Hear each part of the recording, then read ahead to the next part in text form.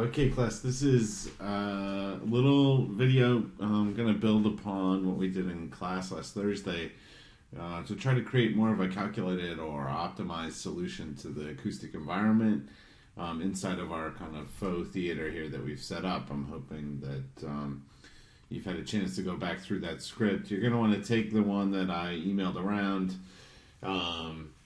to adapt it. But basically, this is the setup we're going to be trying to get to today, where you're going to take the ceiling and actually start to manipulate the ceiling geometry. And then we're going to plug the manipulator, the system that controls the ceiling geometry, into a genetic algorithm. And that genetic algorithm is going to go through and try to optimize how many bounces are hitting the seats in your theater based purely on the geometry of the solution. So our final piece will look something like this inside of Rhino. And now we'll walk you through the script. So I'm going to start here with basically the piece that we finished in class. So this takes the point that's at the center of the theater, moves it up to the height of the person singing. In this case, maybe 5'7", 5'8", something like that. 5'10", sounds good. So we're moving that point up, creating a sphere. The size of the sphere doesn't really matter, but in this case it's about 10 inches.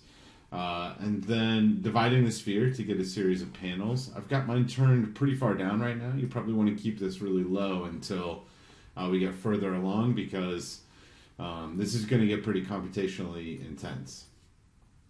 Flatten the points that are coming out of there. Put them in a list length component and divide it by 2. Basically what we're trying to do is just cut the sphere in half. So here we've got our whole sphere. By splitting it halfway through the length of the list. So again, here is the list length. There are 64 points. They're all flattened. I'm dividing it by 2, so I get 32. That's basically just taking all of those points and splitting the list of points that's coming out into 2 halves. In this case, the A is the appropriate half. I am uploading, I should say, a new model for you to use, just because the position inside of the Rhino space is important. So that'll be attached to this along with this first intro piece. A vector 2 point, again, is going from the center of the sphere to the points that are on the sphere. You can put a vector display component in to see those. So the points are these points, and these are the vectors. So you can make sure that they're going in the right direction. And then our forward ray tracing component. I'm going to put the stage in here as a B-rep, so the vectors can bounce off of the stage, and I'll put that in as the context just to verify that all this is working. And yes, it is. It's bouncing. As you can see, I don't have any ceiling component right now. Those vectors are bouncing off of the surface of the stage, so that looks good. And we're going to use this stage component later on. It does seem like if you're having any issues getting this going, like we were in class, once you get this ladybug component in, that again is here. It's the very top component. It's just pointing the geometry or the components to where the folder is full of elements. But it also just triggers this component to work. If it's still yellow for you, just hit enable and then enabled again in order to restart it, and usually that gets it fired back up. Again, here we're flattening the vectors and then grafting them to the context, which is flattened. And then the simplify component appears to help a lot, which just simplifies the data stream that's coming out of the ray trace component. The other part that we can do while we're here, just getting this set up, is to select all the seats and bring those into the script.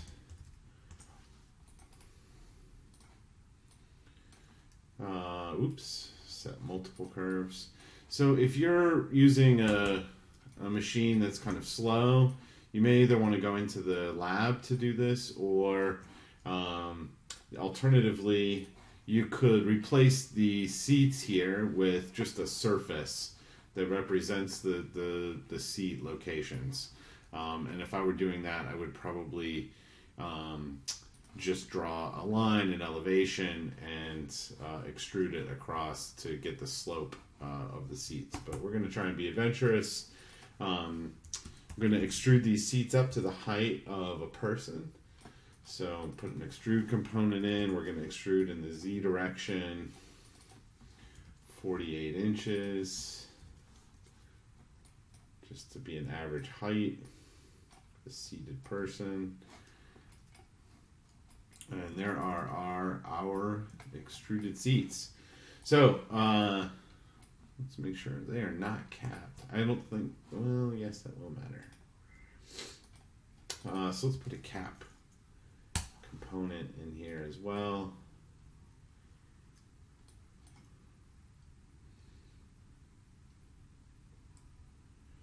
And I will turn the preview off on this one, just making sure that one worked.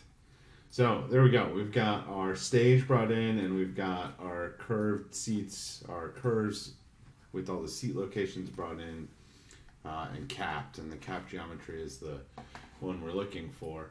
What we're heading to is we want to do a B-rep curve intersect. That's called BCX. And the curves that are coming out of here in the seats, we want to actually test for the number of intersections. And you can see here what is happening is that the vectors that are hitting the seats are providing us with a set of points. And we want to just take a list length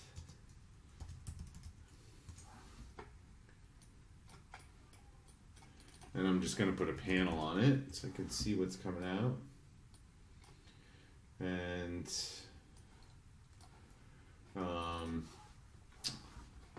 let's just flatten this. And there we go. We get 19 intersections that are occurring. And again, if I were to come back here to the surface divide and turn up the number of vectors, inevitably I'll get more intersections. So there, I turned it up and we're all the way up to 108. I'm going to turn this back down to like 6. Okay, so now what we need to do is make the ceiling, and the ceiling needs to be able to be adaptive. The Galapagos component that we're going to use, which is the component that runs the genetic algorithm, I'm going to go ahead and put it in. It runs a little bit backwards. It's pink, which is sweet. It runs a little backwards in so much as you actually drag from it to point to objects. So the thing that we're going to be optimizing for, or trying to use as our fitness function, is what it's called inside of a genetic algorithm, is the number of points that are in this list length component. Doesn't want to take that, so we're going to convert it into a number, and that should take the number. There we go. So the number of points that are intersecting with our seats is what we're going to be optimizing for.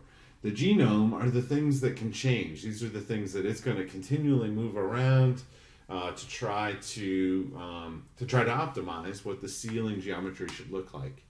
In order to get those sliders working, in order to set a genome, it basically needs to be a slider. The slider is going to move within the range that you set, so it's going to automatically move the slider around and try to figure out which locations the slider should be on in order to have the most impact on the number of seats that are being hit with rays. So basically what we need to construct is a ceiling surface that can be manipulated by a series of sliders. And so what we're going to use for that is a lunchbox component that is called, that is an attractor component. Let me see where it is. I'm just going to type it in. It's attractor wave is the component that we want to make. And basically this attractor component is going to be able to to change the surface around using just a couple of different point locations. So first thing we need to do is just make a planar surf.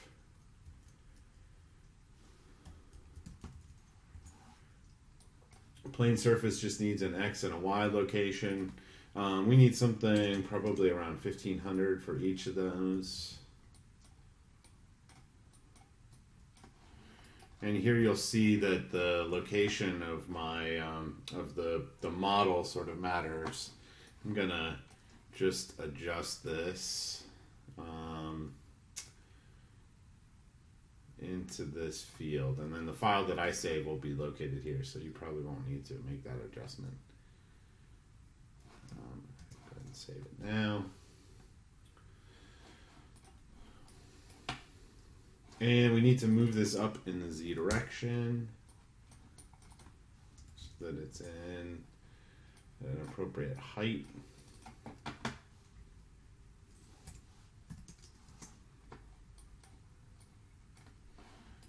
That looks about right for our theater. I'm going to turn the preview off on this one. And then we're going to divide the surface to get a series of points. So there we go. I have a grid of points that are generated, 10 by 10. 10 by 10 is okay to start us off, but let's actually kind of simplify it to 5 by 5. And these points are going to be the things that the attractor actually moves around. So I'm going to put these in. They're called targets, which are going to be basically the it's going to use this attractor component is actually going to measure the distances between a point, these kind of two attractor points, and our targets. So this grid of points from the surface divider are our targets. Now what we need to do is create a couple of points to serve as our attractors. So we're going to use a construct point.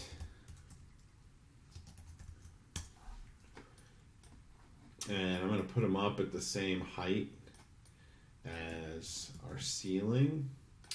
And then we need to make a couple of sliders. These sliders are going to be pretty important, so we have to pay attention to what our mins and maxes are on each of these. I'm going to start off with just 1,000. I'm going to copy it 3 times. And you can use these little black buttons when you select multiple sliders to even out the spacing. So since these are going to be the sliders that the Galapagos component is changing around, they're going to be really important to our system. So I'm just going to see, okay, try to get these out into the field of the ceiling. And I think because our ceiling is set to 1500 and 1500, we can change these to have a max value of 1500.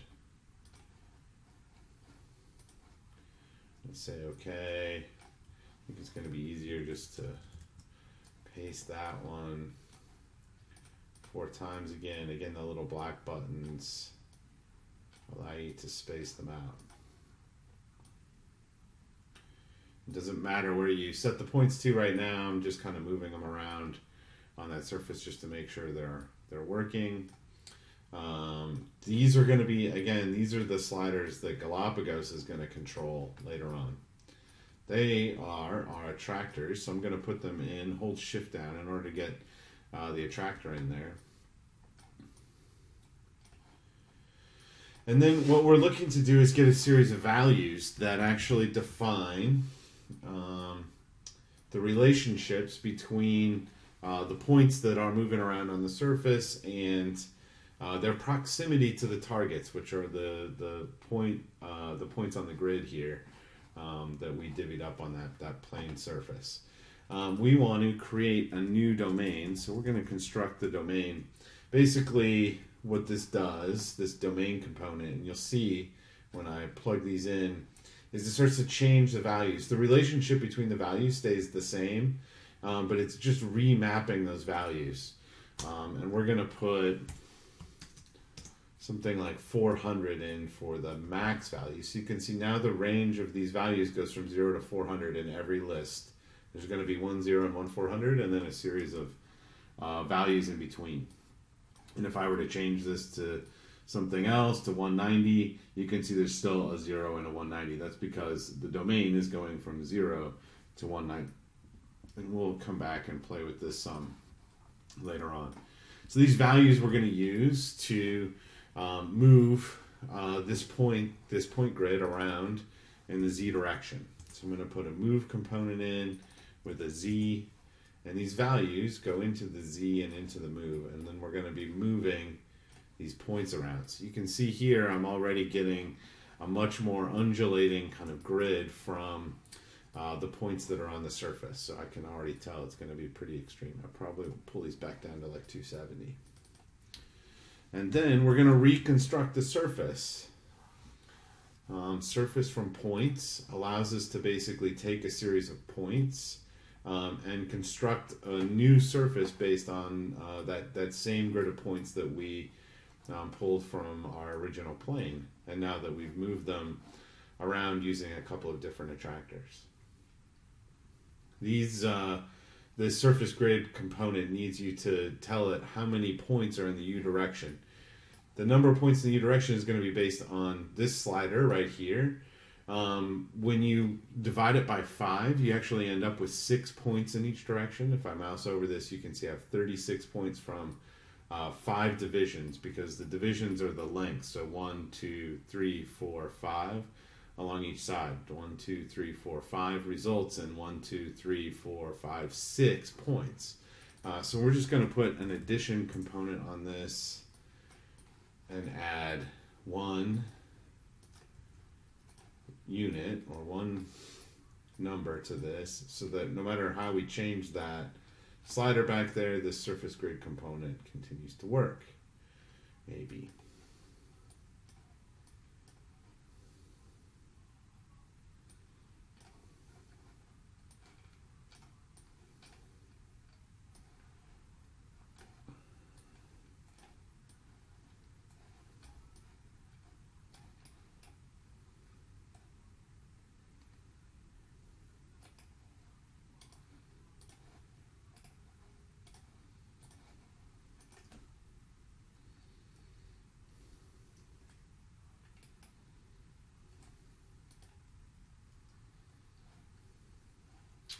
There we go. All I needed to do was flatten it, and then we get the interpolated surface. So now we can kind of see how strong we should make it. And if you come back here and kind of move the attractor points around, you're going to see really quickly what is happening, where these attractor points have an impact on the geometry that's coming out of that planar surface. And we can hide the original move here so that we're just left with our new one. We can hide the divided points, and we can even hide these other points back here. Oops, not the surface though. We want to see the surface. So our attractor points are the only two things that are left visible here. You can see as I move it around, it's having an impact.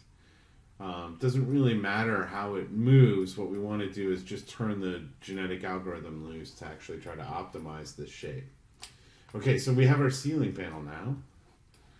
And basically what we want to do is add this to the stage in order to become the new device or the new context for bouncing rays down into the theater.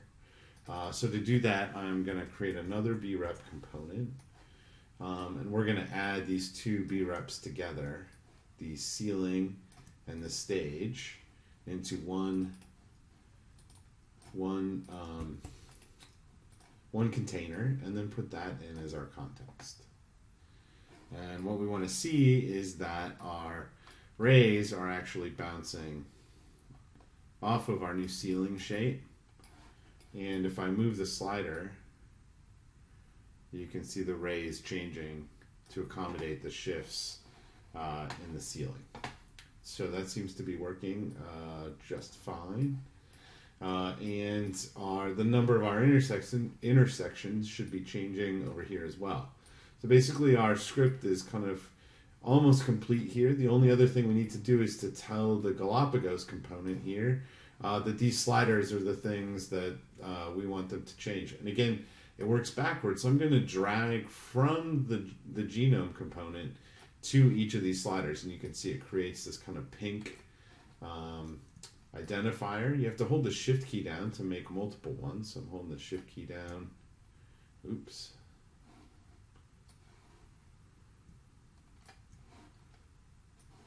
And I'm going to drag it to each of these 4.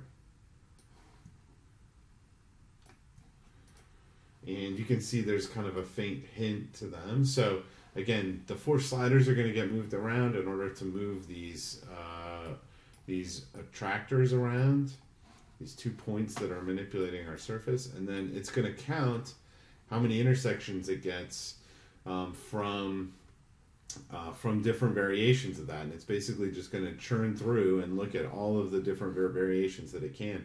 What the genetic algorithm does is, as it finds a good solution, this is why we call it a genetic algorithm, just like anything in evolution, as it finds a good solution, right? It creates hair or teeth or whatever.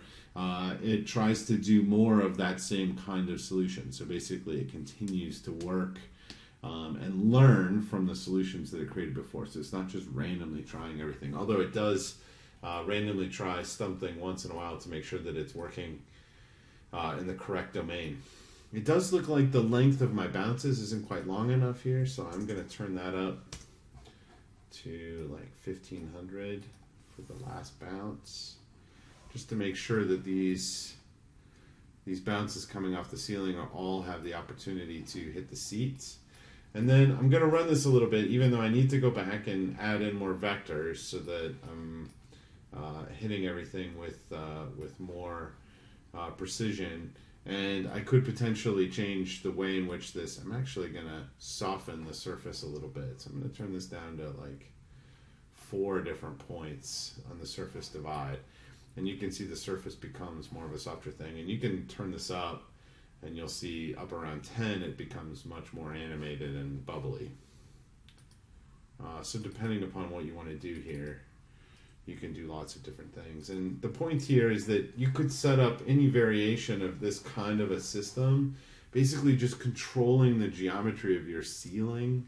And we could talk about this individually based on your projects. If you wanted to genetically control the surface of your ceiling to optimize, we just have to think through how to basically make the difference, the changes that you make in the surface, whether it's rotations of fixed panels or the length of overlapping geometry or something like that, all needs to be controlled by a certain number of sliders that can then be plugged into the genetic algorithm.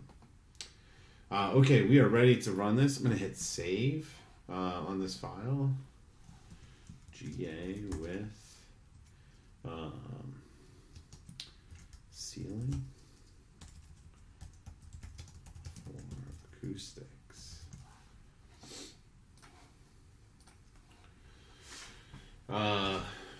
Because the genetic algorithm has the propensity to actually break stuff. So I'm going to double click on it here and it opens up another dialog box. And you can typically leave these settings basically where they are, especially for your first run. And then you go to Solver, is all you need to do is go to the Solver tab, and we're going to hit Start Solver. And you can see what it's going to do. It's basically, you're going to see a series of roofs kind of pop up here at first. It doesn't really show anything here on the window until it starts to find some solutions.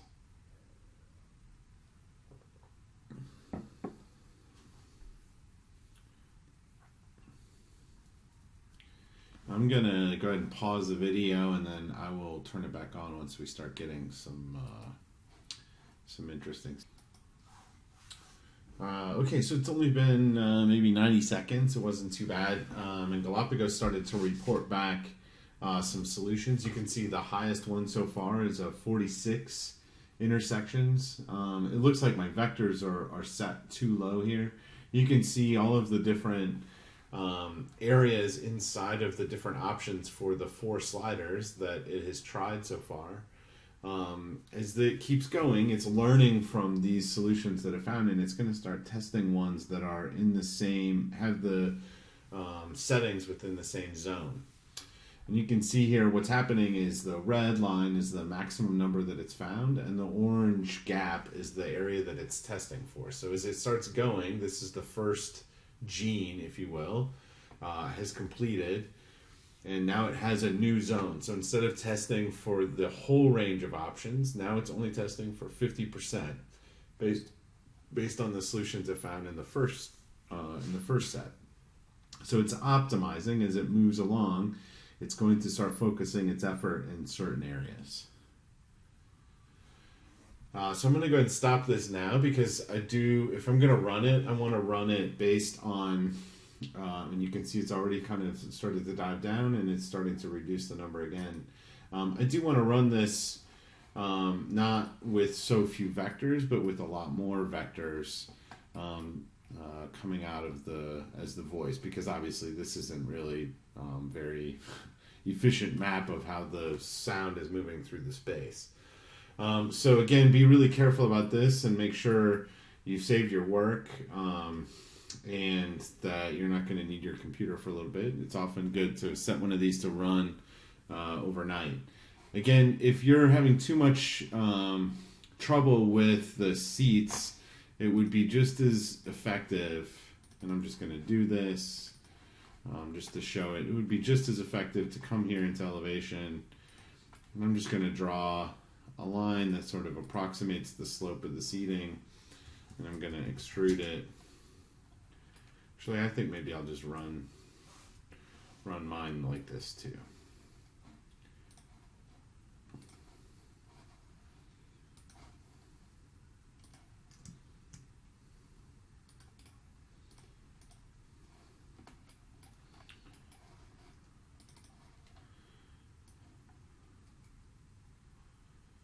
I'm just going to rotate it a little bit. And then I'm going to take this curve and explode it. And I'm going to sweep this curve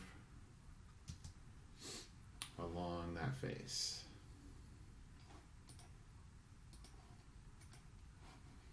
And it's not perfect. Let's just mirror this guy off of midpoint. Now let's see if we can do a sweep. These are our cross sections. Try that again. This is our rail, and these are our two cross sections. There we go. Now we have a decent surface representing the floor where all the seats are. And I'm gonna put this in as a B rep. So I'm putting a B rep, set 1 B rep. And I'm just going to replace the seats and disable this component, because I have a feeling it's just going to be too intense. But you can see we're still getting roughly the same number, and this way we can turn up the number of vectors. I'm going to start off at maybe 11 or 12 is my division. So now we're getting a little bit more distribution. I think now it should run a little bit more accurately. Okay, so go ahead and get yours set up in a similar fashion to this one, and then before you start making dinner, turn on the Galapagos, double click, go to Solver, and hit Start Solver. Have fun.